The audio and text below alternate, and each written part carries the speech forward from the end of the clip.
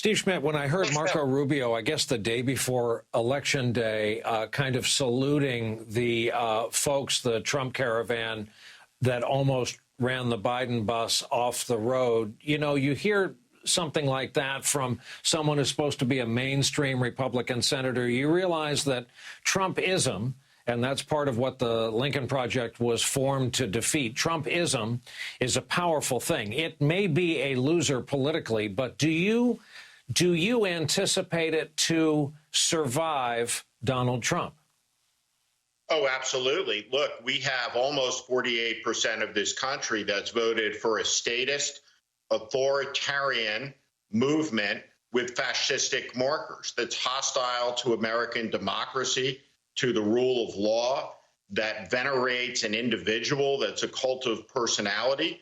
I think that Tucker Carlson is the front runner for the Republican nomination in 2024. What you're going to see is every Republican candidate will kowtow to the conspiracy that Trump was stabbed in the back by unseen malicious forces of the deep state, that the election was stolen, that it's illegitimate. I mean, forever, more than a majority of the Republican Party will believe this was an illegitimate election because they have been poisoned by the Murdoch operation, by OAN, by Sinclair, by the toxic sludge of sewage and crap and disinformation and lies that flows on Facebook into the screens of the American people.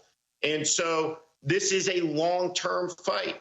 You know, we have an emboldened white supremacist, white nationalist movement in this country now because of Trump. We see a militia movement that has become part and parcel of the Republican Party, where it's now standard operating procedure at a political rally to see the guys with their AR-15s. So all of this needs to be sealed back under a sarcophagus of the type that lays over the Chernobyl reactor. But it's going to take a long time to do it.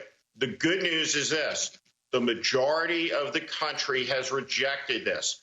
They've rejected it by more than 4 million votes.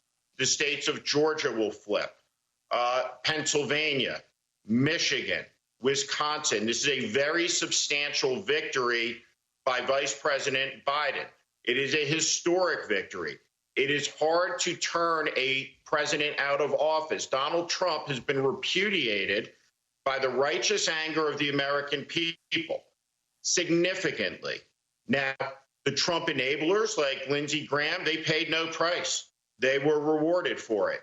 And now we see Lindsey Graham standing up with Donald Trump in what is tantamount, at least rhetorically, to a coup. In the end, from Lexington and Concord forward, the idea of the country was that we, and by we, I mean the people, govern ourselves. We pick the leaders. Our politicians don't tell us how long they wish to serve. We tell them. And Trump has been fired because of his recklessness, his insanity, his malfeasance, his incompetence, and because he's the worst president in the history of the country who has presided over one of the greatest calamities in the history of the country. It's time to pack up. Every single Republican elected official in this country, from dog catcher to U.S. senator to governor, has an absolute moral and an American obligation to support the integrity of the election and the result of the winner. And the winner is Joe Biden, the 46th president of the United States, come January 20th, 2021 at the noon hour.